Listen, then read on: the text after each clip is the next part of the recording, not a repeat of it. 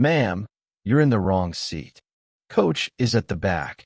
The businessman snapped, brandishing his first-class ticket like a trophy. The woman remained unfazed, sitting calmly with hands clasped, her gaze steady on the window. She wore a crisp green uniform adorned with polished brass buttons and sharply pressed trousers, saying little. Her name tag read Lieutenant Carter, but to the flight attendant, she was merely a problem. "Miss, if you don't move, we'll have to escort you off," the attendant said, her tone laced with irritation. Nearby passengers craned their necks, some whispering, others tooting. A lady across the aisle muttered, "These folks always try to slip into first class." Yet Carter stayed still, unmoved. She reached into her jacket pocket, producing a neatly folded boarding pass. First class, seat 3A, identical to theirs, just without the entitlement. Her quietness only fueled their annoyance more than any outburst could. She was too composed, too serene, as if she didn't fit. Then a voice sliced through the tension, firm and authoritative. "What's holding us up here?" The pilot emerged from the cockpit, tall, silver-haired, with wings pinned to his chest and command in his step. He surveyed the strange scene, his eyes settling on Carter, catching the glint of her insignia. Recognition sparked. He didn't ask her name. He didn't need to. Standing taller, he stepped forward and delivered a salute so crisp it seemed to shift the air in the cabin. "Lieutenant Carter," he said, voice unwavering, "welcome aboard. This seat is yours. On behalf of this airline, and as a fellow officer, thank you for your service." A heavy, abashed silence fell. The businessman retreated, mouth opening but no sound escaping. The woman across the aisle averted her eyes, cheeks flushed with shame.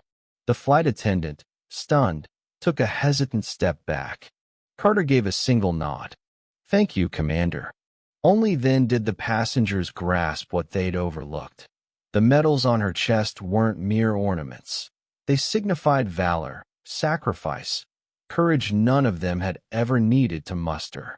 As she remained in the seat she'd rightfully earned, the weight of their assumptions pressed down on them. What they didn't know was the story behind that uniform. Just 9 months prior, Lieutenant Carter had carried her injured sergeant across 5 miles of hostile terrain in Afghanistan, under relentless enemy fire. She'd used her own belt to tourniquet his mangled leg, saving his life. When the medevac arrived, she was drenched in blood, mostly his. Her silence wasn't fragility, it was discipline. Her stillness wasn't rebellion, it was restraint, forged in the crucible of unimaginable hardship. She didn't choose first class for luxury. A nonprofit had gifted her the ticket after months in military hospitals. Her spine, fused in 3 places, and her reconstructed right knee made coach seats agonizing, not just uncomfortable. But none of this registered with those who judged her in moments, until the pilot's salute. That single act transformed the cabin. A wave of awareness spread through the rows. Whispers faded, gazes turned inward.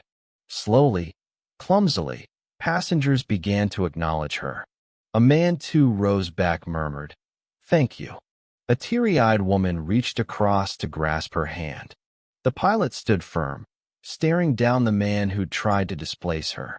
"We don't judge our heroes by their loudness, their appearance, or their silence," he declared. "We judge them by their sacrifice. Let this flight teach us respect." He pivoted and returned to the cockpit. The plane departed 5 minutes late. No one grumbled. For the rest of the flight, no one disturbed her. One flight attendant quietly offered a warm blanket. Another, hands shaking with remorse, brought her a drink. As they landed, passengers applauded, not for the landing, but for her. Lieutenant Carter rose slowly, steadying herself on the seat ahead. She didn't speak or smile, but as she moved down the aisle, people parted like a sea. Some saluted, Others bowed their heads. The businessman, face crimson, stepped aside and whispered, "I'm sorry." She paused, meeting his eyes. "Next time," she said, "don't assume the quiet ones haven't faced the fiercest fights." She left the plane with only a carry-on and a dignity that can't be learned. That day, every person on that flight left changed. Respect isn't gauged by volume, status, or ticket class. It's measured by sacrifice. Sometimes, the ones you overlook are the ones you owe the most. Before we close, share in the comments where you're watching from. If this story moved you, subscribe to the channel, hit the like button, and leave a karma in the comments below.